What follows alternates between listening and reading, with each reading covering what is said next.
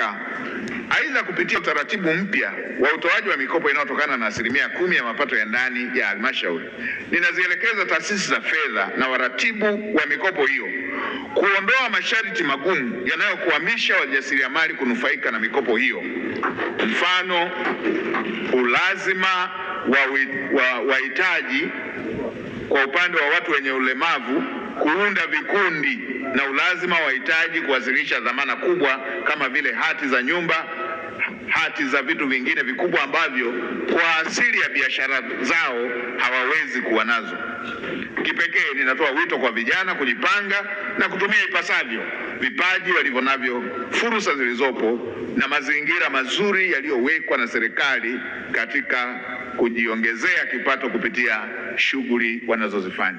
Mheshimiwa Spika, zamani ilikuwa hata watu wenye ulemavu lazima wawe na kikundi. Tunaondoa sharti hilo ili kuwawezesha kufikia mikopo hiyo bila kulazimika kuunda vikundi.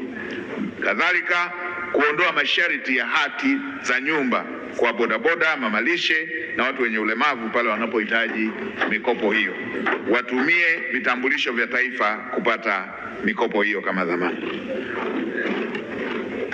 Mheshimiwa Spika, ili kuwavutia wajasiriamali, serikali inatoa msamaha wa kodi ya mapato kwa wafanyabiashara wadogo ambao ni wapya kwa kipindi cha mwaka mmoja tangu tarehe ya kupata namba ya utambulisho wa mlipa kodi. Hatua hii itawezesha mama na babalishe, waendesha bodaboda, bajaji, mafundi seremala na wachomeaji na wengine wenye shughuli ndogo ndogo kuanzisha biashara zao pasipo kuwepo na changamoto ya kudaiwa kodi ndani ya mwaka mmoja. Muda huo tunatoa fursa ya kujiimarisha katika biashara zao wanazozianzisha. Mheshimiwa Spika, tumetolea mfano huu kwa wafugaji ambao wanajua namna ya kukuza vindama vyao ili baadaye waweze kupata maziwa. Mheshimiwa Spika, serikali imeendelea kuweka nafuu mbalimbali za kikodi kama ambavyo Mheshimiwa Waziri wa Fedha alizielezea kwa kina, zenye malengo ya kuchochea matumizi ya nishati ya umeme na gesi asilia majumbani na katika sekta ya usafiri kukabiliana na athari zinazotokana na migogoro ya Mashariki ya Kati. Hivyo serikali itasamehe kodi kwenye vifaa vinavyotumika katika vituo vya kuchaji magari yanayotumia umeme na kupunguza ushuru wa forodha kutoka 25% hadi 10%. Nitoe rai kwa wawekezaji wa sekta binafsi kwa ujumla watumie fursa hiyo kuagiza mashine na vipuri vinavyotumika katika vituo hivyo. Mheshimiwa Spika, kwa upande wa sekta za uzalishaji na katika kutambua kuwa sekta ya kilimo nchini inabeba makundi mengi katika uzalishaji na biashara, serikali imeweka vivutio mbalimbali vya kikodi ili kuhamasisha kilimo na matumizi ya mbegu za mafuta zinazozalishwa hapa nchini. Aidha, nafuu hii ni pamoja na kuhakikisha upatikanaji wa bidhaa hii kwa gharama nafuu na kulinda viwanda vya ndani vinavyochakata na kuzalisha mafuta ya kula yanayotokana na michikichi, soya, karanga pamoja na nazi. Mheshimiwa Spika, serikali itaendelea kuweka mazingira bora kwa kuhakikisha kuwa viwanda vya ndani vinazalisha na kuwa na ushindani dhidi ya bidhaa zinazoagizwa nje ya nchi. Hatua hiyo ni sehemu ya kuongeza kiwango cha ushuru wa forodha kwenye bidhaa mbalimbali zinazoagizwa toka nje ya nchi kwa lengo la kulinda viwanda vya ndani na kuhamasisha uwekezaji wa ndani na uzalishaji wa ndani. Mheshimiwa Spika, niendelee kutoa rai kwa Watanzania wote kutumia nafuu hizi za kikodi zilizotolewa na serikali kupitia hotuba nzuri aliyoisoma Mheshimiwa Waziri wa Fedha, kuongeza uwekezaji katika sekta za uzalishaji badala ya kutafuta tu faida binafsi ambazo haziwanufaishi Watanzania walio wengi. Hatua hii itaendelea kutanua wigo wa kutoa ajira kwa vijana ambao kwa sehemu kubwa ndio wamekuwa wenye changamoto nyingi za ukosefu wa ajira. Mheshimiwa Spika, kwa kutambua umuhimu wa sekta ya biashara na uwekezaji nchini, serikali imefanya maboresho katika sheria 55 ambapo pamoja na mambo mengine ada na tozo 374 zimepunguzwa ama kufutwa. Lengo la hatua hiyo ni kupunguza gharama za kufanya biashara, kuimarisha mazingira ya uwekezaji pamoja na kuongeza usajili wa biashara na uwekezaji hapa nchini. Hatua nyingine ni kufanya maboresho katika kanuni mbalimbali kama ambavyo mtakumbuka zilivyowasilishwa na Mheshimiwa Waziri wa Fedha. Hizi ni hatua muhimu. Hizi ni hatua muhimu ambazo serikali imechukua kuweka mazingira mazuri ya uzalishaji na wananchi kujiletea maendeleo ndani ya nchi yetu. Serikali imezingatia maoni ya waheshimiwa wabunge kuhusu kero ya wingi wa ada, tozo na adhabu zinazotolewa na mamlaka za udhibiti wa ufanyaji biashara na uwekezaji. Hivyo serikali imeridhia kuanzisha mfumo jumuishi ili kutatua kero hizo bila kuathiri majukumu na msingi unaofanywa na taasisi hizo za udhibiti. Mheshimiwa Spika, kwa upande wa sekta za kifedha, sekta za kimkakati, serikali imetoa fedha zaidi katika baadhi ya sekta za kimkakati ili kuwezesha kukamilika kwa miundombinu inayohusika. Lengo ni kuimarisha miundombinu hiyo. Mfano, upande wa miundombinu ya reli ya kisasa ya SGR, ujenzi wa barabara, upanuzi wa bandari ya Dar es Salaam na viwanja vya ndege na bandari zingine. Pia itajumuisha gharama za usafiri na usafirishaji na kuleta unafuu kwa wananchi. Mheshimiwa Spika, tutaweka nguvu kubwa vipande vya reli ambavyo havijakamilika: Dodoma Tabora, Tabora Isaka, Isaka Mwanza. Ikiwezekana mpaka 2030 basi tuwe na treni inayotoka Mwanza mpaka Dar es Salaam, Dar es Salaam mpaka Mwanza.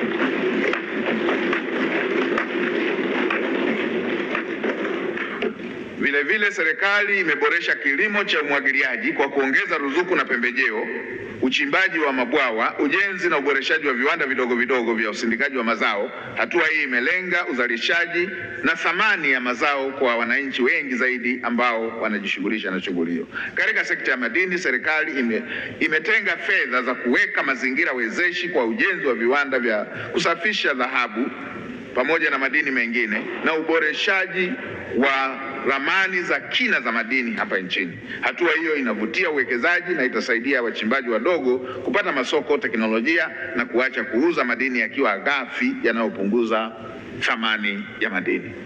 Mheshimiwa Spika, kwa upande wa upatikanaji wa nishati ya mafuta, nimpongeze Mheshimiwa Waziri wa Kisekta, ametoka kutoa neno la faraja. Serikali itaendelea kusimamia mpango mkakati ambao Wizara ya Kisekta imeuweka kama ambavyo Mheshimiwa Waziri ametoka kutuambia hivi punde, na yale ambayo aliyafafanua kwa kirefu wakati wa bajeti ya sekta ya nishati. Nitumie fursa hii kuwapongeza waheshimiwa wabunge kwa kuwa mstari wa mbele kuhakikisha wananchi katika majimbo yao wanapata maendeleo kwenye sekta mbalimbali ikiwemo maji, barabara na nishati, kama ambavyo Mheshimiwa Spika umeona jinsi ambavyo wamefuatilia kwa ukaribu. Na Mheshimiwa Spika, hii ndio maana halisi kwamba Watanzania walichagua wawakilishi sahihi na wawakilishi hao wanafanya kazi yao kwa usahihi. Hongereni sana waheshimiwa wabunge kwa kazi kubwa hiyo ambayo mmeidhihirisha kwa vitendo katika kipindi hiki chote mlichokaa kupitisha bajeti za kisekta na bajeti kuu ya serikali. Serikali imepokea ushauri huo na itaendelea kuboresha utaratibu wa utoaji wa fedha kama ambavyo waheshimiwa wabunge walisemea katika baadhi ya sekta. Kwa mfano, 70% ya fedha za mifuko ya maendeleo zitaelekezwa moja kwa moja kwenye mifuko hiyo. Hapata kuwepo na ucheleweshaji wa fedha za mifuko ambazo zimeshakusanywa. Kuanzia zinapokusanywa zitapelekwa moja kwa moja kwenye mfuko husika ili mfuko husika uweze kutekeleza majukumu yake ya kimsingi bila kuwa na matatizo ya utoaji wa fedha. Uamuzi huo utaongeza kasi na uhakika wa utekelezaji wa miradi ya maendeleo na kupanua wigo wa huduma za jamii na kuongeza fursa za uzalishaji. Nitumie fursa hii kuwakumbusha watendaji wa taasisi ambazo zitapelekewa fedha hizo kuhakikisha wanakamilisha miradi iliyokusudiwa, tena kwa kuzingatia thamani ya fedha. Mheshimiwa Spika, tunataka miradi inayojengwa iwe na uimara ili kuepusha fedha za umma kuwa zinapotea kwa kurejea kutengeneza miradi ambayo ilikwisha kutengenezwa. Wakumbuke kuwa dhamira na maelekezo ya Mheshimiwa Dr. Samia Suluhu Hassan, Rais wetu wa Jamhuri ya Muungano wa Tanzania, ni kutekeleza kikamilifu miradi ya maendeleo kwa ajili ya ustawi wa Watanzania. Serikali itachukua hatua kali kwa watendaji wote watakaoshindwa kutekeleza maelekezo hayo. Mheshimiwa Spika, kwa niaba ya serikali na wabunge wote na Watanzania wote, naomba nitoe tena shukrani za kipekee kwa Mheshimiwa Daktari Samia Suluhu Hassan kwa kuendelea kutoa fedha za kutekeleza miradi hiyo na kuongeza uwazi na uwajibikaji. Tumwombee Mungu amjalie afya njema na hekima zaidi na kuendelea kuliongoza taifa letu kwa mafanikio makubwa. Mheshimiwa Spika, Mheshimiwa Rais ameonyesha kwa vitendo dhana yake ya uwazi na uwajibikaji kwa kuziongezea taasisi zetu za udhibiti fedha, rasilimali watu na vitendea kazi, ofisi ya mkaguzi mdhibiti na mkaguzi mkuu wa hesabu za serikali, taasisi yetu ya kupambana na kuzuia rushwa na taasisi zingine zote za udhibiti, ili kuweza kuhakikisha kwamba wanafanya kaguzi wakati miradi inaendelea, ili pale panapotokea ubadhilifu hatua za kisheria ziweze kuchukuliwa. Hii ni hatua kubwa na ni dhamira ya dhati ya kutunza na kulinda rasilimali za Watanzania. Mheshimiwa Spika, katika ziara nilizofanya maeneo mengi nchini kumekuwepo na malalamiko kutoka kwa wananchi, hususan migogoro ya ardhi. Baadhi ya masuala hayo yameshafikishwa kwenye mabaraza yetu ya ardhi ya wilaya na baadhi hayakupata fursa ya kufikishwa huko. Baadhi ni kwa ajili ya upungufu wa ikama za mabaraza ya ardhi na baadhi ni kwa ajili ya upungufu wa mabaraza yenyewe katika baadhi za wilaya. Mfumo wa mabaraza ya ardhi ulianzishwa kwa miaka ya nyuma, ikiwa ni wakati mahakama za hakimu mkazi na wilaya zikiwa chache katika maeneo mengi hapa nchini. Mheshimiwa Spika, serikali inakusudia kuangalia upya utaratibu unaotumika kutatua migogoro ya ardhi ili tuweze kupata jawabu la kudumu la kupata ufumbuzi wa migogoro ya ardhi badala ya kutegemea ziara. Tunaangalia uwezekano wa kuangalia namna ya kuboresha ama kuendelea kuboresha mabaraza ama kuhamishia masuala ya ardhi kwenda kwenye mahakama ambazo sasa zipo kila wilaya hapa nchini.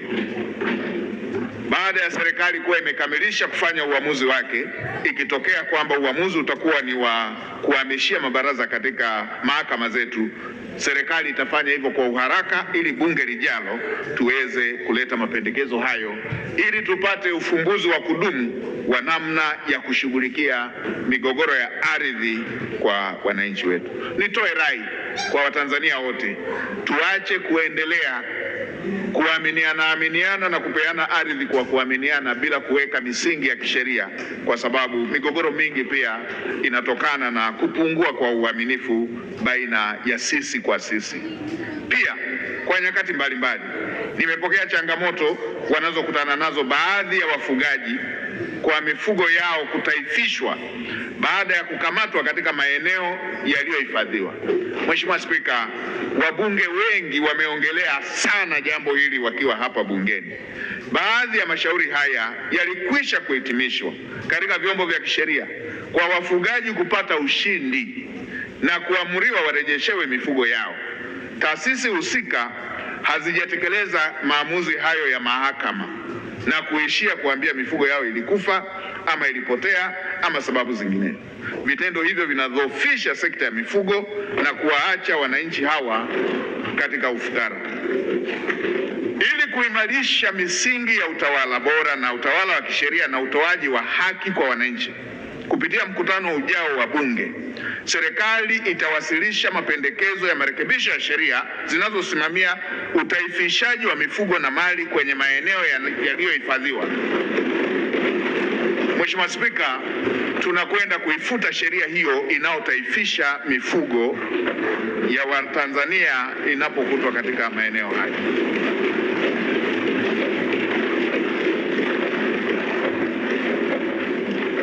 Na Mheshimiwa Spika, kwa sasa nitumie bunge lako tukufu kuwaelekeza Wizara ya Fedha kushirikiana na Wizara ya Maliasili na Utalii wahakikishe wanatekeleza maamuzi yaliyotolewa na mahakama, wawarejeshee mifugo yao wafugaji walioshinda kesi mahakamani, na kama mifugo hiyo ilikufa ama ilipotea, basi wawarejeshee fidia za mifugo yao.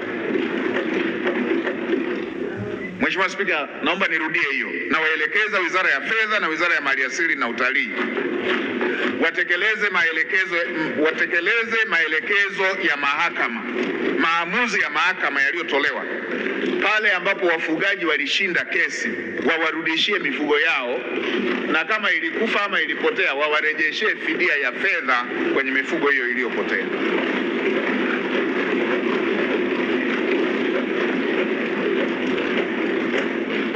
Na Mheshimiwa Spika, kama nilivyosema, ili haya yasijirudie, tunaenda kufuta hiyo sheria ya utaifishaji.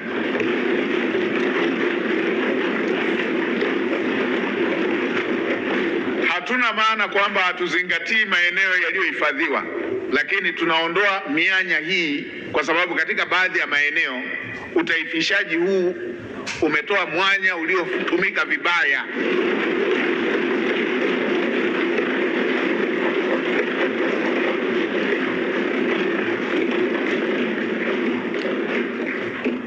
Yapo maeneo ambapo mifugo haijafa imegawanwa, na hayo tutaendelea kuyafanyia kazi moja baada ya lingine. Tutachunguza na yenyewe baada ya kuwa tumeshakamilisha haya ya kuwarudishia mifugo wanaohusika na fidia wanaohusika, lakini pia na kufuta sheria hii ambayo imewasababishia vidonda Watanzania wengi wanaoshughulika na sekta hii.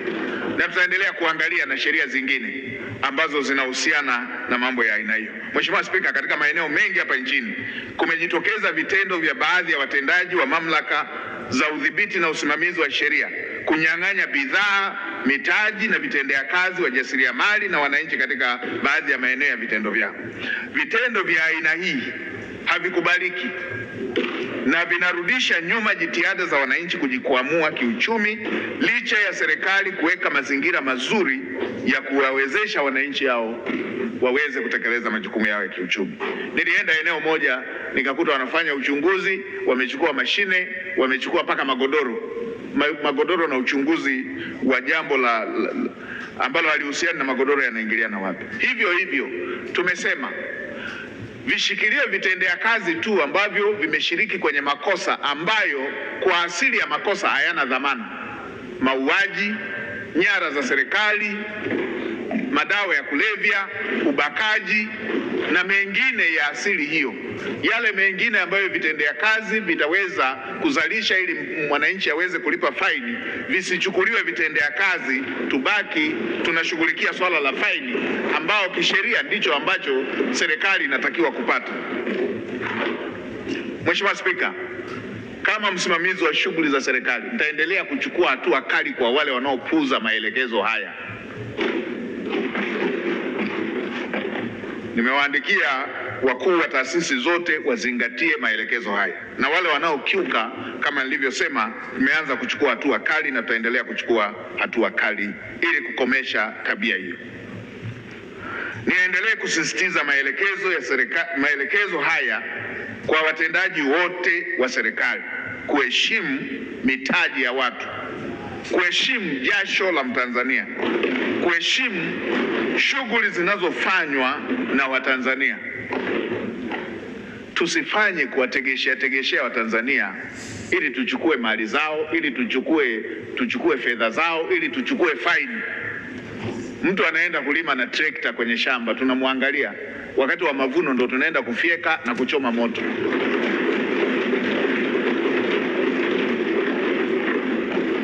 Tunaenda tunafyeka mahindi, alafu pembeni kuna bangi. Lazima maeneo ambayo tumeyahifadhi tuyahifadhi, lakini wakati ule ule tusiendekeze vitendo vya rushwa, kwamba yule ambaye hajatoa rushwa tunamfiekea, yule mwingine amelima, yule mwingine tunachukua trekta. Haya hayakubaliki. Lazima tuziondoe dosari za aina hii. Mheshimiwa Spika, haya ni masuala yanayohusu uwajibikaji. Nimeongelea yale yanayohusu haki, sasa naongelea yale yanayohusu uwajibikaji. Lazima Mheshimiwa Spika, tutoe kwa wananchi huku tukitekeleza dhana ya uwajibikaji ambayo Mheshimiwa Rais amekuwa akisisitiza ifanyike kwa ufanisi, na ni muhimu sana kwa viongozi na watendaji na watumishi wote kuwa na mahusiano mazuri katika kutekeleza dhana hii ya uwajibikaji. Hali iliyojitokeza katika baadhi ya maeneo, kumekuwepo na migogoro na migongano baina ya viongozi, watendaji, watumishi, na hivyo kupunguza tija katika utekelezaji wa shughuli za serikali. Ikumbukwe kuwa ndio kwanza tunaenda kuanza utekelezaji wa dira mpya tarehe 1 mwezi wa 7. Ndio kwanza tunaenda kuanza utekelezaji wa ilani ya uchaguzi ya CCM ya mwaka 2025 tarehe 1 mwezi wa 7. Ndio kwanza tunaenda kuanza kutekeleza bajeti ya kwanza baada ya uchaguzi tarehe 1 mwezi wa 7. Hivyo basi ni wajibu wa kila mmoja kujielekeza katika kuwawezesha wananchi kupata manufaa ya mipango hiyo na dira hiyo ya serikali. Uchaguzi umepita, tumemaliza uchaguzi. Sasa tuende kufanya kazi. Hali hiyo itawezesha Watanzania kunufaika na mipango mizuri ambayo Mheshimiwa Waziri wa Mipango alisoma na dira aliyoisoma na bajeti hii nzuri ambayo Mheshimiwa Waziri wa Fedha ametoka kuisoma na bunge lako tukufu limetoka kuipitisha. Hali hiyo itawezekana tu kama hatutakuwa na migogoro inayochelewesha utekelezaji wa mipango hiyo na ilani ya uchaguzi. Mheshimiwa Spika, katika usimamizi wa shughuli hizo kwenye mamlaka za serikali za mitaa, kila mwaka tulikuwa tunaingia gharama za uchaguzi wa viongozi na watendaji na watendaji wanaingia katika michakato ya uchaguzi kwenye serikali zetu za mitaa. Mazingira haya yalikuwa yanachochea migongano na kuondoa utulivu katika mamlaka zetu za serikali za mitaa.